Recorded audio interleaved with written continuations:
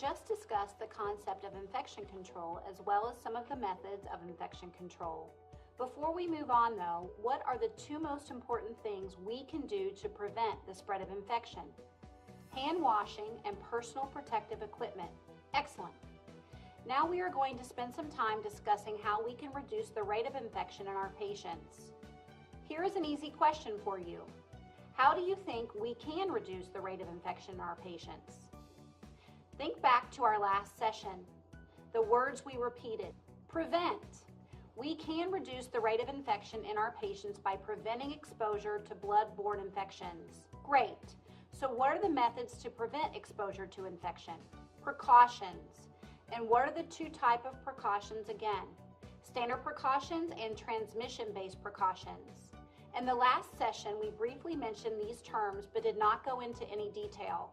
Now we will spend a few minutes reviewing these types of precautions and, very importantly, how following these precautions prevents the spread of infection. Let's start with standard precautions. Standard precautions are also called universal precautions and are precaution practices we use for the basic level of infection control. This includes the safe use and disposal of needles and syringes and appropriate cleaning of surfaces and linens. Other standard precautions include good hand washing and hygiene practices, use of gloves during patient care, and use of other personal protective equipment. It's important to remember that standard precautions are important during patient care with every patient. We often can't tell by looking at someone if they have a blood-borne infection. All body substances except for sweat and tears of all people should be considered potential sources of infection. Again, we should use standard precautions for all patients all the time. The second type of precaution is called transmission-based precautions. These are additional infection control precautions above and beyond the standard precautions. These transmission-based precautions are used when standard precautions do not completely protect from a particular infection. Transmission-based precautions are a little more complex. There are three categories of transmission-based precautions, which are designed based on how certain infections are spread. We will talk a little bit about each. These three categories are referred to as contact precautions, droplet precautions, and airborne precautions. Contact precautions are the most commonly used precautions out of the three transmission-based categories of precautions. Contact precautions are intended to prevent transmission of infections that are spread by contact with the patient or the patient's environment. Contact precautions could be utilized for a patient with excessive wound drainage or incontinence that would increase the risk for transmission of the infection. Examples of diagnoses that would require contact precautions include drug-resistant organisms if secretions or excretions cannot be contained. For a patient on contact precautions, generally a single patient room is preferred. If we are caring for a patient on contact precautions, we need to wear a gown and gloves for all interactions that may involve contact with the patient or potentially contaminated areas in the patient's environment.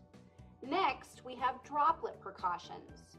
Droplet precautions are intended to prevent transmission of infections that spread through the close respiratory or mucous membrane contact with respiratory secretions such as influenza virus and pertussis. A single patient room is also recommended for patients who require droplet precautions. If we are caring for a patient on droplet precautions, we need to wear a mask for close contact with the infectious patient. Performing transfers with a patient or assisting with bathing, dressing, or toileting tasks would be considered close contact. If a patient on droplet precautions is being transported out of their room, they need to wear a mask to prevent spreading the infection. Finally, we have airborne precautions, which prevent the spread of infections that can remain infectious over long distances within the air. These type of infections include the rubella virus, also referred to as measles, chickenpox, and tuberculosis. The preferred placement for patients who require airborne precautions is in an airborne infection isolated room equipped with special air handling and ventilation capacity. If we are caring for a patient on airborne precautions, we are required to wear a fitted mask or respirator, gown, and gloves, which again should be put on before entering the patient's room.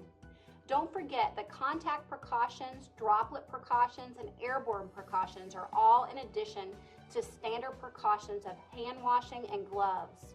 As you can see, there are several types of precautions that we need to follow when caring for our patients.